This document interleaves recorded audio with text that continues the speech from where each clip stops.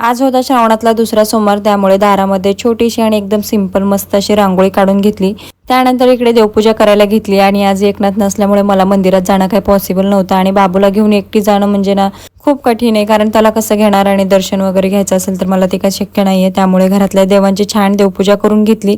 तेवढ्यात तर इकडे बाबूचं एक पार्सल आलं होतं, त्यामध्ये मी हे टी शर्ट मागवलं होतं आणि लगेच त्याला घालून सुद्धा बघितलं। दिसताना थोड्याशा मोठ्या साईज मध्ये दिसत होतं, पण घातल्यानंतर ते परफेक्ट बसलं होतं। त्यानंतर दुपारी लगेच फराळ बनवायला घेतला। थोडेसे मखाणे भाजून घेतले आणि मिक्सर जार मध्ये ना थोडेसे भिजवलेले काजू, बदाम आणि खजूर, दूध, केळी हे सगळं टाकून ना एक शेक बनवला होता आणि सोबतच वेफर्स आणि चिवडा घेतला होता, फराळी चिवडा। खाऊन झाल्याच्या नंतर मार्केटमध्ये जायचं होतं, कारण राख्यांची खरेदी बाकी होती आणि मामाच्या मुलीला ड्रेसेस सुद्धा बघायचे होते। तेच ती इकडे ट्राय करत होती, तोपर्यंत मला सुद्धा हा एक पीस आवडला होता, जो की मी जस्ट ट्राय करून बघितला तर मला फिटिंग वगैरे एकदम परफेक्ट बसली होती। पण मी तो न घेता मला एक लेगीज हवी होती, जी की गरजेची होती। सो मी तेच घेतले आणि तिथून परीचा ड्रेस बघायला गेलो, पण तिथं काय चांगलं कलेक्शन नव्हतं। त्यामुळे तिला ड्रेस न घेता मग लगेच राख्या बघायला गेलो आणि तिथं ना खूप जास्त गर्दी होती आणि परीची मध्ये मध्ये लुडबुड नुसती चालूच होती। मम्मा हे घे, मम्मा ते घे, तिचं चालूच होतं आणि मला राख्या घ्यायच्याच होत्या, त्या मोजक्याच घ्यायच्या होत्या। सो मी त्या घेतल्या आणि तिथून मॅचिंग सेंटर मध्ये गेलो। त्यानंतर घरी येताना भाजीपाला वगैरे घेतला आणि मग घरी आलो आणि घरी आल्याच्या नंतर बाबू ओपन करून बघत होता की मम्मीने काय काय आणलंय आणि काय काय नाही। सो असा होता माझा आजचा दिवस। भेटू नेक्स्ट व्लॉग मध्ये, तोपर्यंत बाय बाय।